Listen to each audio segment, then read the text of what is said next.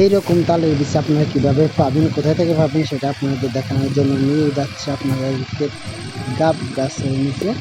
এই গাব গাছের নিচ থেকে আপনারা গাবের বিচিগুলা সংগ্রহ করবেন। সংগ্রহ করার পরে এই গাবগুলা প্রথম গাছ থেকে পাবেন। অনেক সুন্দর সুন্দর গাবগুলো দেখতেছেন। আমাদের বাড়িতে অনেক গাব আছে, গ্রামে আসলে এই ধরনের গ্রামের গাবের বিচির মধ্যে অবশ্যই নেবেন আপনারা। তারপর গাবগুলা গাছ থেকে পারবেন। আমি গাবগুলা পারে এগুলা হিল দিয়ে ফিটিয়ে বিচিগুলা বের করে নিচ্ছি। এই যে বিচিগুলো আপনি দেখছেন, একটা চলে গেছে, যে আমার বোনের বিচিটা নিচে নেওয়ার পরে বিচিগুলা সবগুলো আপনারা ক্লিন করবেন।